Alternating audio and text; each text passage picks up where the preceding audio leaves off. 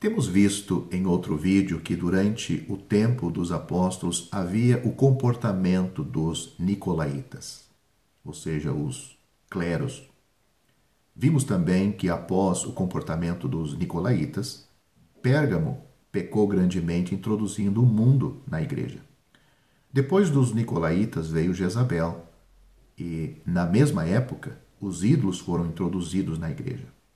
Mas há um ponto positivo aqui.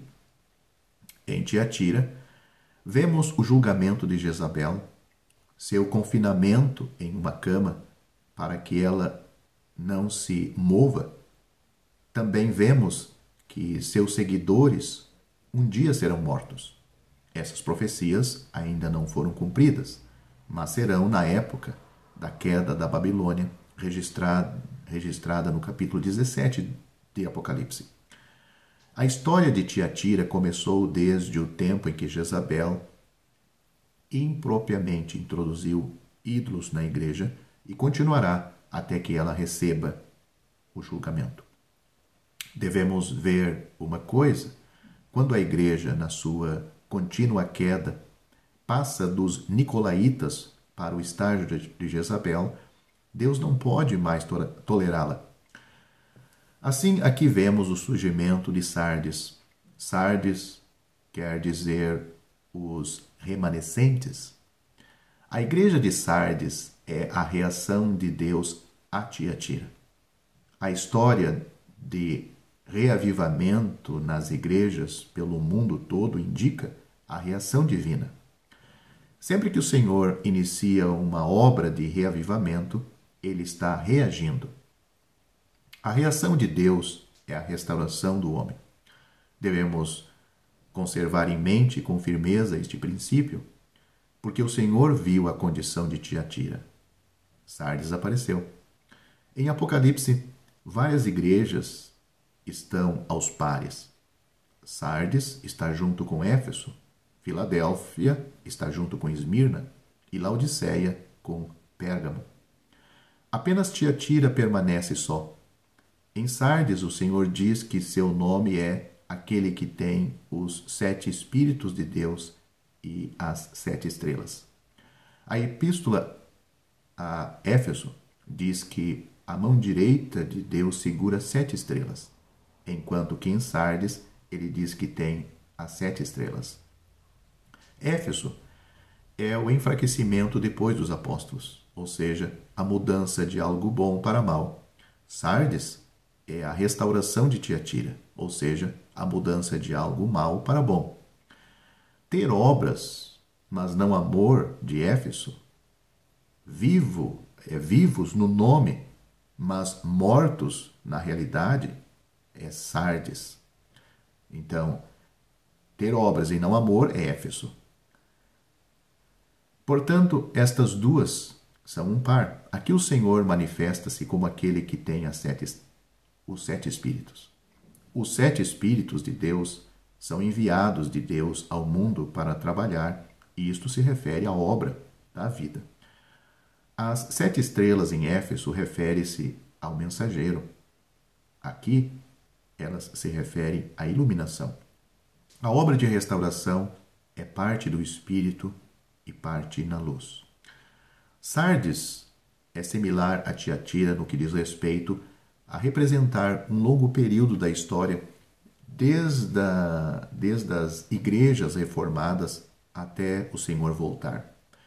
Embora Sardes não seja tão longa quanto Tiatira, ela se refere não apenas às igrejas durante a Reforma, mas também à história da igreja após a Reforma. Note o que o Senhor diz: conheço as tuas obras, que tens nome de que vives, e estás morto.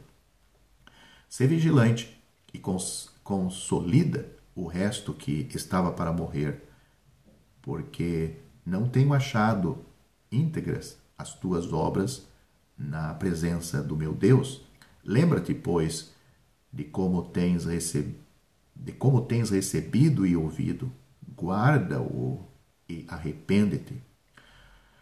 Muitos expositores creem que nas 7 igrejas da Ásia, selecionadas nos capítulos 2 e 3 do Apocalipse, temos prefigurado os estágios da história que distinguem o testemunho das igrejas locais com o passar dos séculos. Hoje, com a ajuda de Deus e me servindo muito do comentário bíblico sobre o livro do Apocalipse, do irmão Dimes Allen, editado no Brasil pela editora Sã Doutrina, vamos pensar sobre o quadro profético do período sardo da história da igreja.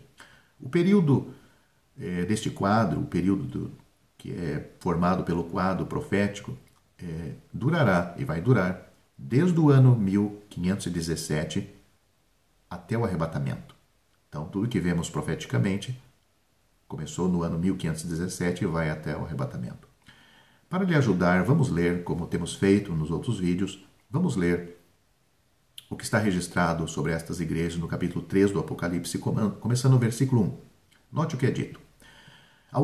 Ao anjo da igreja em Sardes, diz aquele que tem os 7 espíritos e as 7 estrelas: conheço as tuas obras, tens nomes de que vive e estás morto. Sê vigilante e confirma o restante que estava para morrer, porque não tenho achado as tuas obras perfeitas diante do meu Deus.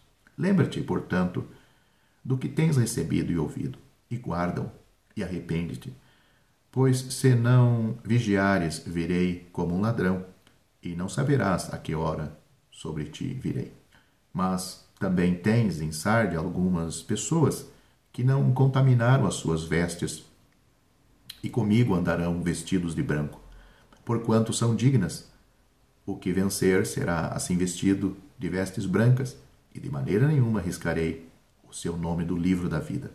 Antes confessarei o seu nome diante de meu Pai e diante dos seus santos anjos. Quem tem ouvido, ouça o que o Espírito diz às igrejas. Então, esses são os versículos que nós temos em relação a esta igreja, que está em Apocalipse capítulo 3, do versículo 1 ao 6. Quando, em 31 de outubro de 1517, Martim Lutero, um monge católico romano, pregou suas famosas 95 teses atacando o ensino da Igreja Católica no portal da Catedral de Wittenberg, na Alemanha. Ele estava expressando um protesto que iria abalar a Igreja até seus fundamentos. O paganismo, enraizado nos rituais do catolicismo, havia reinado supremo durante séculos. A venda de indulgência por João Tetzel, emissário do Papa, para a reconstrução da Igreja de São Pedro em Roma, foi apenas a fagulha que inflamou a chama impetuosa do protestantismo. Lutero voltou a atenção dos homens do ritualismo e formalismo às Escrituras, algo que havia se perdido por muito tempo. O clamor que ameaçava o poder de Roma era a palavra que havia trazido a salvação a Lutero pessoalmente. O justo viverá da fé. De repente, os homens queriam saber o que diz a Escritura. Uma pergunta difícil de ser prontamente respondida, pois as Escrituras haviam sido proibidas aos leigos desde o ano 1229. Todavia, Deus levantou homens equipados para pregar a palavra, traduzir a palavra e imprimir a palavra de Deus. A máquina de imprensa havia sido usada por Cashton em 1487. E o primeiro livro a ser impresso foi a Bíblia. Homens de Deus vieram depois de Lutero, e a história da igreja foi enaltecida com nomes como Erasmo, Calvino, Wycliffe, Fare e uma multidão de outros. A vida somente por intermédio de Cristo foi pregada, e multidões foram salvos pela graça de Deus. Havia grande esperança no poder do Espírito de Deus nos primeiros dias do período da Reforma. Em muitas terras, a mensagem se espalhou, apesar dos esforços da Igreja Católica Romana e da Contra-Reforma. Entretanto, logo ficou claro que a esperança inicial não seria realizada, e foi nos desenvolvimentos subsequentes que os presságios de Cristo na mensagem a Sardo se tornaram muito evidentes. As sombras nesta mensagem, deste período da história da Igreja, pode ser resumida da seguinte forma. Primeiramente, nós podemos pensar sobre e destacar as Escrituras. Enquanto os primeiros reformadores insistiam na autoridade das Escrituras com respeito à salvação, muitos não achavam que as mesmas Escrituras davam instruções claras aos cristãos sobre a ordem e a prática da Igreja. Poucos viam a autonomia da Igreja local como coisa importante. Um que via esta importância foi William Ferry, que trabalhou na França e na Suíça, em locais onde se falava o francês, mas sua voz foi muito solitária e não teve muita influência.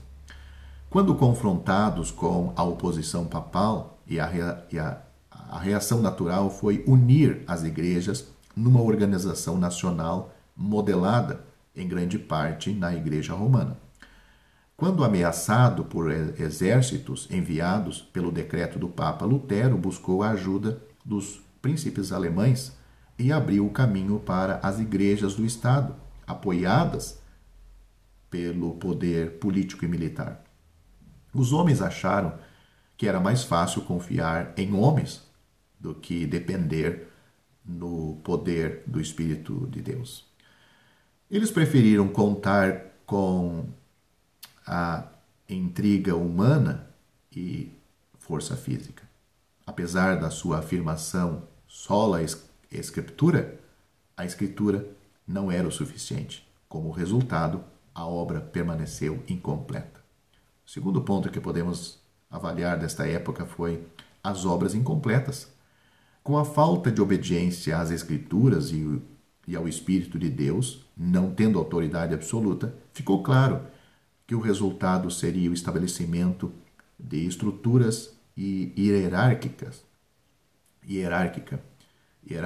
baseadas no modelo do catolicismo romano. Enquanto a pregação protestante apresentava o Evangelho e a salvação pela fé por meio da graça, a organização e administração da Igreja era baseada, em grande parte, no que era conhecido na Igreja Católica. Os sacerdotes de Roma foram substituídos por novos clérigos. É verdade que nos primeiros dias, a grande maioria dessas pessoas eram homens genuinamente convertidos, salvos, mas com o passar dos anos, as qualificações acadêmicas se tornaram mais importantes do que o novo nascimento, e os púlpitos do sistema denominacional foram preenchidos por homens não salvos. Isto promoveu uma confissão de fé nominal, sem posse genuína de vida. A acomodação se tornou o princípio mais importante e não a verdade das Escrituras. Para não ferir a sensibilidade de um povo vindo das trevas do romanismo, o ensino claro do Novo Testamento era raramente pregado. Mas práticas comuns no romanismo continuavam sobre mantos diferentes. O batismo de crianças, o sacramento da Eucaristia e a ordenança de clérigos foi mantida. A esperança dos anos iniciais da Reforma não foi cumprida. As organizações denominacionais eram baseadas em limites nacionais, onde toda a população pertencia à igreja. O cristianismo se tornou um mero elo de profissão. Havia pouca evidência de vida divina em muitas das igrejas. É o que o Senhor Jesus diz nesta carta: nome de que vives, mas estão mortos. Nome de que vives no protestantismo logo se desenvolveu de tal forma que Cristo poderia ter se dirigido a muitas igrejas e dito em solene condenação que disse a Sardo: estás morto. Outro ponto que podemos analisar deste período são os grandes nomes. Em nenhum outro estágio da história da igreja, grandes nomes tiveram uma parte tão importante.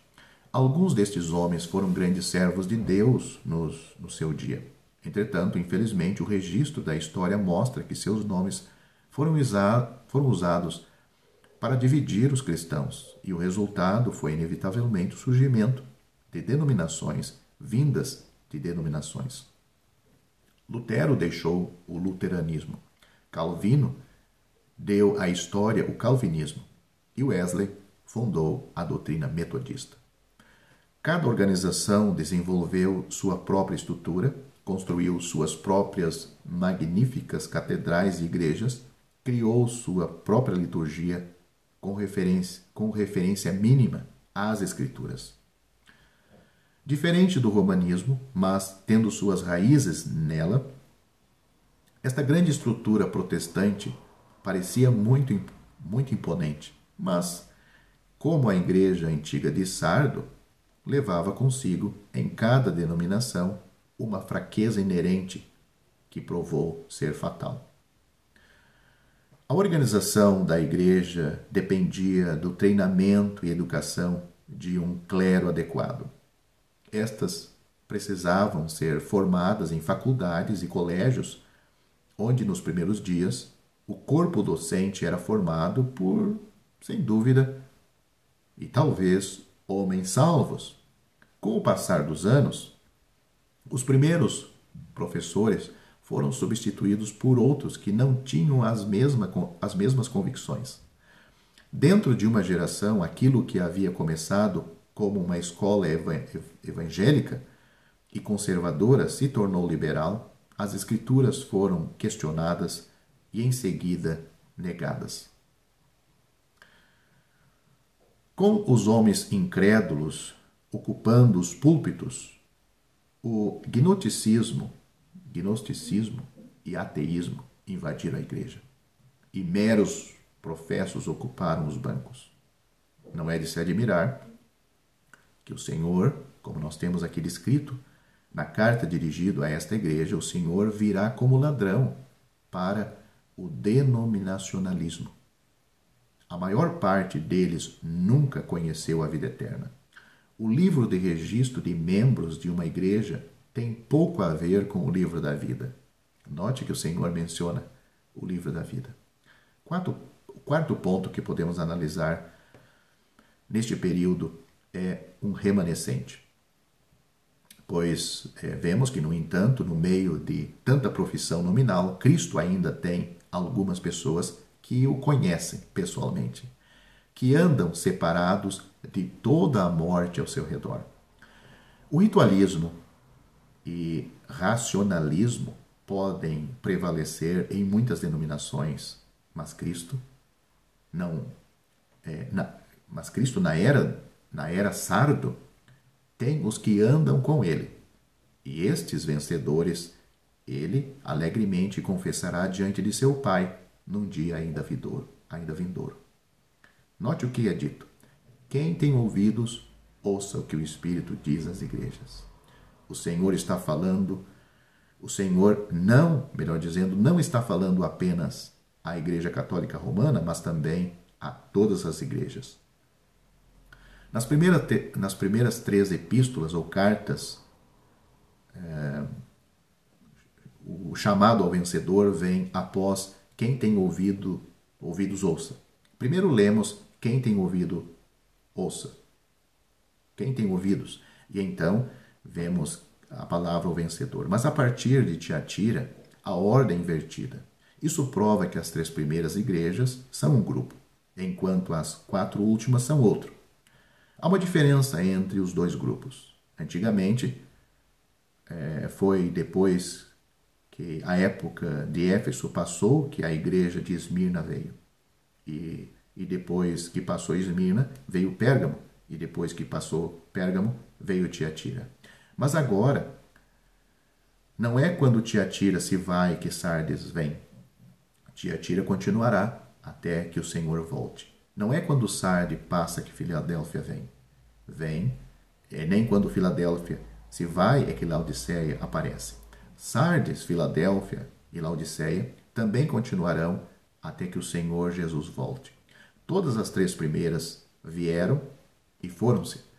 Mas as 4 últimas igrejas e quadros dessas igrejas proféticas surgem gradativamente e continuarão juntas até o Senhor voltar.